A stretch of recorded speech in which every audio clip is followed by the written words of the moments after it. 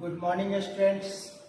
आज के क्लास में जिस टॉपिक पर हम लोग चर्चा करने जा रहे हैं, जो टॉपिक आज हम आपको समझाने जा रहे हैं वो एक नया टॉपिक है, एक नया चैप्टर आज हम लोग शुरू करने जा रहे हैं, जिस चैप्टर का नाम है ट्रांसफार्मर।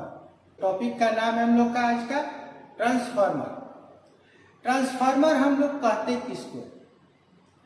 तो ट्रांसफार्मर एक ऐसा युक्ति है, एक ऐसा डिवाइस है जो वोल्टेज को कम या अधिक कर कर एक स्टेज से दूसरे स्टेज में पहुंचाता है।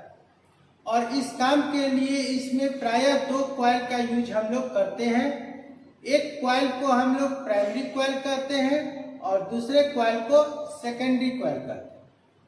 ये दोनों कॉइल में कोई कनेक्शन नहीं होता है, इंटरली इन दोनों कॉइल में कोई कनेक्शन नहीं होता है। तो फिर एक कॉइल में दिया जाने वाला सप्लाई दूसरे कॉइल में कैसे जाता है?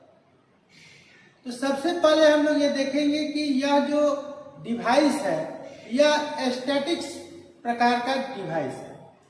ट्रांसफार्मर स्टैटिक्स डिवाइस है। स्टैटिक्स डिवाइस कहने का अर्थ क्या है? स्टैटिक्स डिवाइस कहने का अर्थ है कि इसमें कोई घूमने वाला पार्ट नहीं होता, कोई घूमने वाला पार्ट इसमें नहीं होता है, इसलिए इसको एस्थेटिक युक्ति के नाम से जाना जाता है। यह ट्रांसफार्मर जो होता है वह म्यूचुअल इंडक्टेंस के सिद्धांत पर कार्य करता है। जैसा कि हम लोग मैग्नेट चैप्टर में पढ़ चुके हैं कि फैराडे का नियम पढ़ चुके हैं और म्यूचुअल इंडक्टेंस, सेल्फ इंडक्टेंस के बारे में हम लोग पढ़ चुके हैं। तो प्रायः जो 95% ट्रांसफार्मर होता है वो म्यूचुअल इंडक्टेंस के सिद्धांत पर काम करता है। और कुछ विशेष ट्रांसफार्मर जैसे ऑटो ट्रांसफार्मर, जो स्टेबलाइजर में जिस ट्रांसफार्मर का उपयोग हम लोग करते हैं वो ट्रांसफार्मर सेल्फ इंडक्टेंस पर कार्य करता है। टीवी के ईएसटी में लगने वाला जो ट्रांसफार्मर होता है, टीवी में लगा जो ट्रांसफार्मर होता है जैसे ईएसटी, वो भी आपको सेल्फ इंडक्टेंस पर काम करता है। बाकी प्रायः जो ट्रांसफार्मर होता है वह म्यूचुअल इंडक्टेंस के सिद्धांत पर काम करता है, म्यूचुअल इंडक्टेंस के सिद्धांत पर कार्य करता है। कहीं कहीं पर आप ये देखिएगा क्वेश्चन में लिखा रहता है फैराडे के इलेक्ट्रोमैग्नेट के सिद्धांत पर। तो जहां पर म्यूचुअल इंडक्टेंस ऑप्शन रहेगा वहां पर फैराडे का इलेक्ट्रोमैग्नेट ऑप्शन नहीं रहेगा, और जहां पर इलेक्ट्रोमैग्नेट का ऑप्शन रहेगा वहां पर म्यूचुअल इंडक्टेंस का ऑप्शन नहीं रहेगा। तो हम लोग कह सकते हैं कि ट्रांसफार्मर म्यूचुअल इंडक्टेंस पर के सिद्धांत पर कार्य करता है। कहीं कहीं पर हम देखेंगे कि ट्रांसफार्मर फैराडे के इलेक्ट्रोमैग्नेट के सिद्धांत पर भी लिखा हुआ रहता है कि वो काम करता है। और दोनों अगर देखा जाए तो एक ही है, कहने का केवल सेंस अलग है, कहने के लिए जो वर्ड हम लोग यूज कर रहे हैं वो अलग है।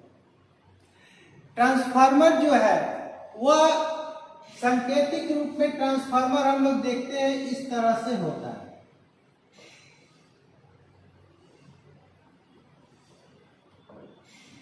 इसमें एक जो कॉइल है उसको प्राइमरी कॉइल कहते हैं और दूसरे को सेकेंडरी कॉइल कहते हैं।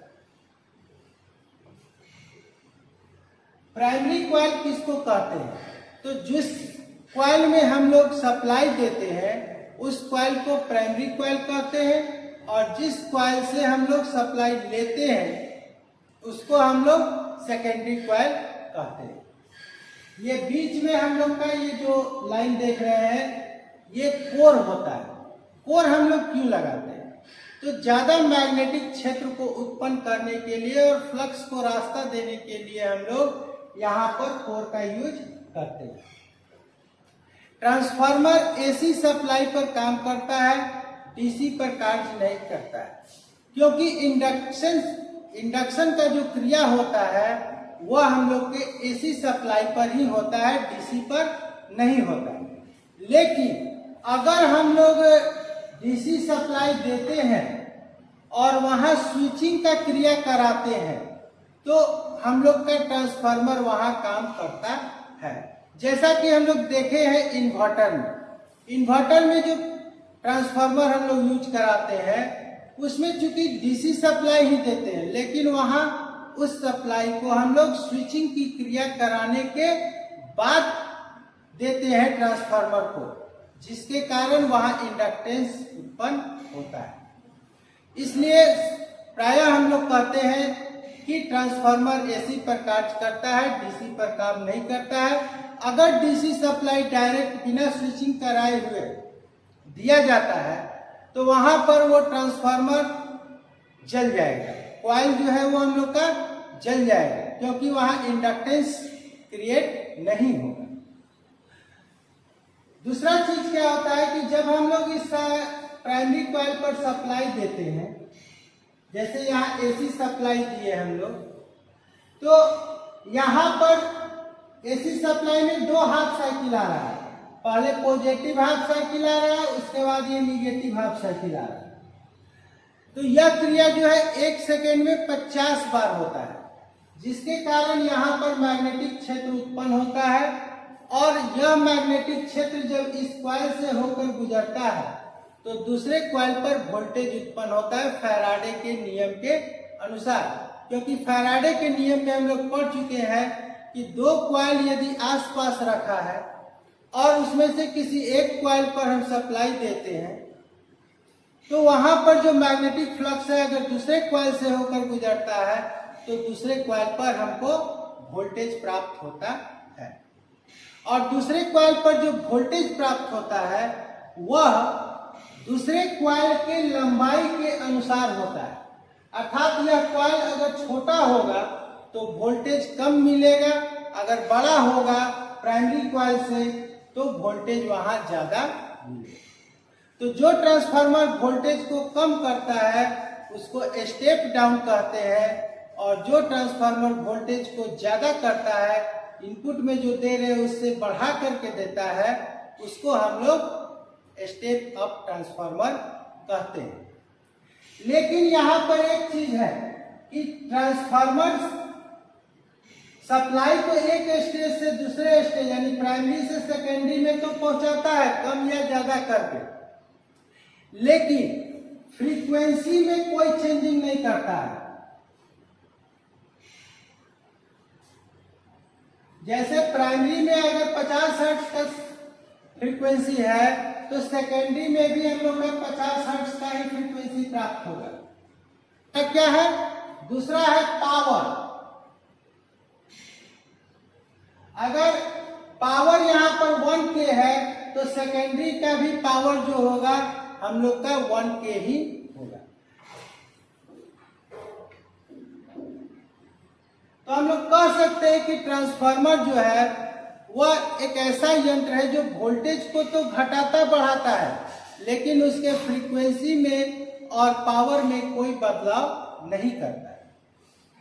यहाँ पर जब हम लोग एसी का एक साइकिल देते हैं तो यहाँ पर ये इस तरह से मिलता है और उसी क्षण दूसरे टर्मिनल पर इस तरह का करंट हमको मिलता है।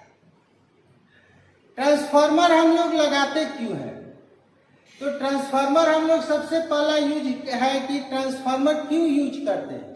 तो ट्रांसफार्मर यूज करने का कारण है कि इसमें कोई घूमने वाला पार्ट नहीं होता है, जिसके कारण इसमें जो लॉसेज होता है जो काफी कम होता है। दूसरे जितने भी इलेक्ट्रिकल डिवाइस होते हैं उनके जो क्षमता होते हैं उनके तुलना में इसका क्षमता काफी ज्यादा होता है। लगभग आपको 90 to 95% क्षमता होता है। कहीं कहीं पर तो ये क्षमता आपको 95 से बढ़कर 98% तक भी हो जाता है इंक्रीज। और ये चीज क्यों होता है? क्योंकि इसमें कोई घूमने वाला पार्ट नहीं होता है।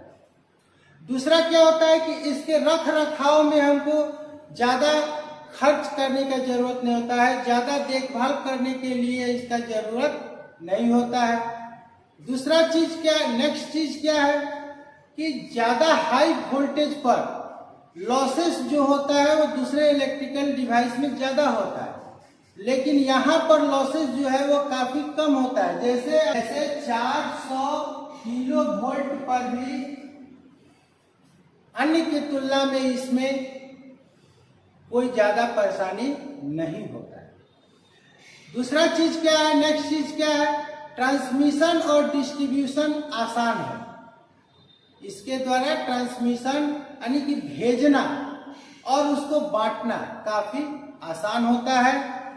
दूसरा कि जो सप्लाई हम लोग ट्रांसमिट करते हैं उस सप्लाई में क्या होता है कि कुछ लॉसेस होता है, जैसे जैसे दूरी बढ़ता है लॉसेस होता है, तो उस लॉसेस को हम लोग इस ट्रांसफार्मर के द्वारा आसानी से रिकवर कर लेते हैं।